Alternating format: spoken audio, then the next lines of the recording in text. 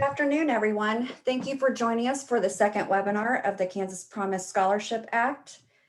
If you have not already done so, please make sure that you are muted, especially if you are calling in. Some of you may have received a Q&A document that I emailed out to folks that registered for the webinar last week. I sent that just a little while ago. We will continue updating this question and answer document as we gather questions from you guys. So please continue to utilize the Q&A feature at the bottom of the screen and submit any questions that you have. And we will add these to the Q&A document and get an updated version posted in the next several days. In the meantime, after today's webinar, if you have more questions, please send those to the Promise email address, and we can get those updated for you as well. And for all those that would like to go out to the Kansas Promise website that we have created on the kansasregents.org website, there is a bunch of information out there posted for you guys. So if you have any questions, please let us know, and we will be sure to get back to you as soon as we can with an answer. Thank you. And here is Scott. Well, good afternoon. My name is Scott Smathers. I work with the Kansas Board of Regents as the Vice President of Workforce Development. I wanted to start by saying that I know some of you would like to have a more open conversation during these webinars, but with everybody joining in, there's just so many people participating and so much going on that it's just not practical at this time. So as Katie said, we strongly encourage you to please enter your questions in the Q&A, and we will get them answered as soon as we can. As I'll be mentioning at the end, we have posted a Q&A session, question and answer section on this website that Katie mentioned, and we will be continually updating it as we are able. So this afternoon, we're going to be answering a few of the program questions that arose from last week's webinar. And in addition, I wanted to give you a few Promise Act updates that had occurred. So first, I hope, and if you have not, please reach out to me and let me know. Every institution should have received a preliminary master list of all the programs that are being proposed. If you have any questions, or if you did not get that list, please let us know and we will make sure and get you a copy of that. I also wanted to let you know, now that the legislature has adjourned, there were no additional changes made to the Promise Act for the year, so we are moving forward with the individual programs as selected by the colleges. And with that in mind, the Post-Secondary Authority met and reviewed the eligible programs today. In their review process, they have decided that they will move forward with all the programs as the colleges submitted, and will be recommending them for board approval on the 16th and 17th of June. Now, please rest assured that if or when the act is updated, for instance, on the additional program that is changed to a field of study, then at that time, we will be back with every institution to allow you to do that. But for this year, it looks like we will be sticking with the individual program and moving forward that way.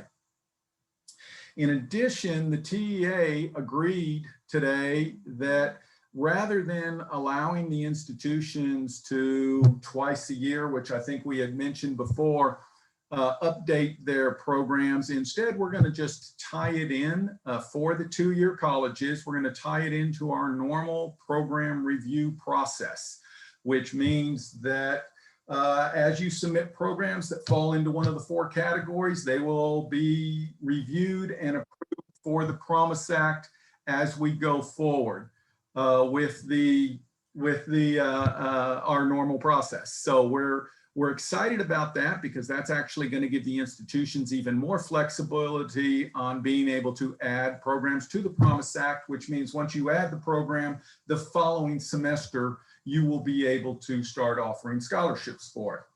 Now, while we're very excited that we are moving forward that way, that still leaves the private post-secondary institutions that we have to address. And I want to assure you that KBOR staff will be meeting with Matt Lindsay and whoever else from the private post-secondary institutions that he would like to figure out a process. My guess is that we will try to make it as simple and easy as what our two-year sector is in getting their programs approved for the Promise Act as well. So I think we can do that. And as I say, we'll be in touch with Matt and working on that. So if you have concerns about that, please either reach out to Matt or myself if you are with one of the private post-secondary institutions.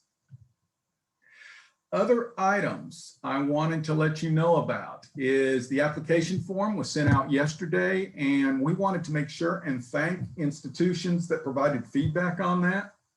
I know a lot of you would have, it's always hard to get these forms out, but once we got the draft out, we really did appreciate your feedback because that always helps us improve. And hopefully now the version we've sent out will work for you and meets a lot of your needs going forward.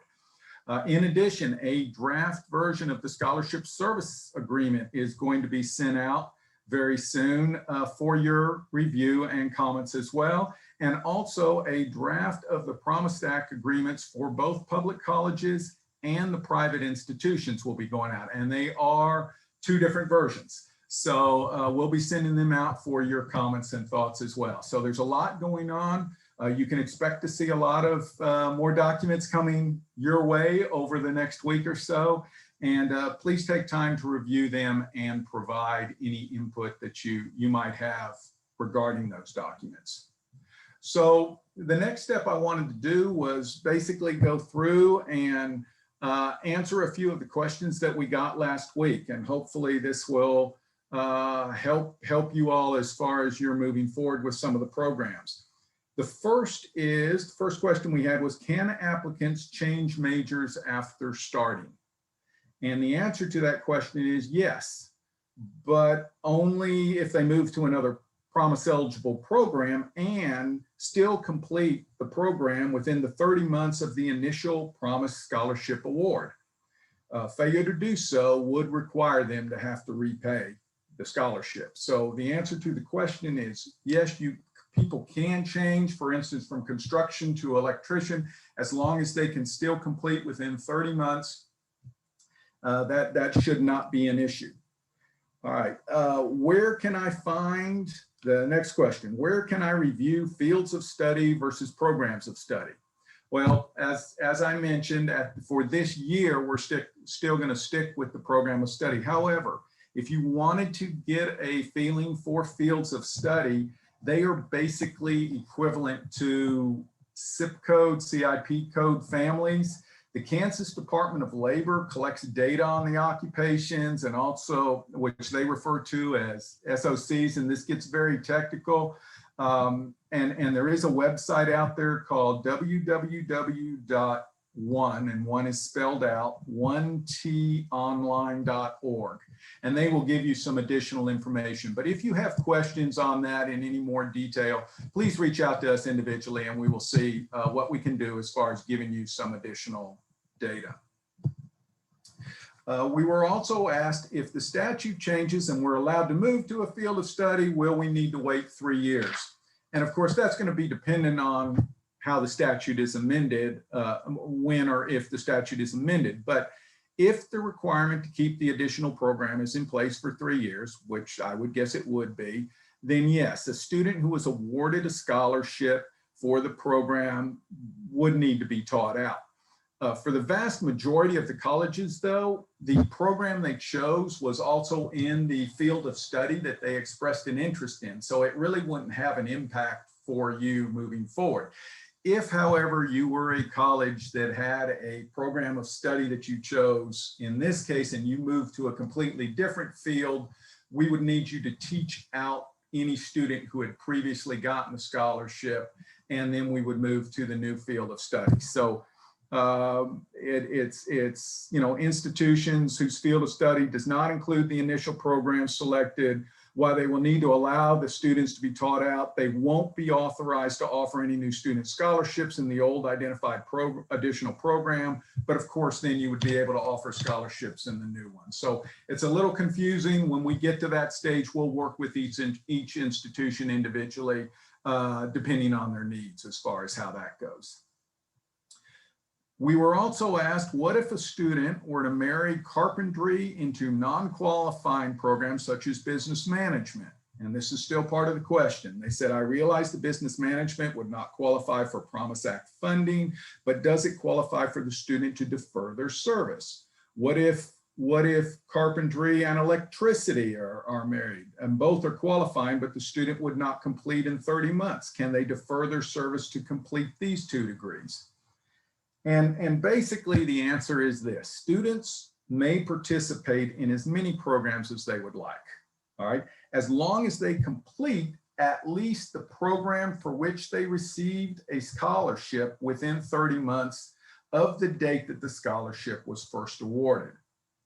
Then within 6 months of completing that program or any other qualifying additional education, work in and continue residing in Kansas for 2 years. So as long as they complete the first program that the scholarship was assigned to within 30 months, they're going to be okay.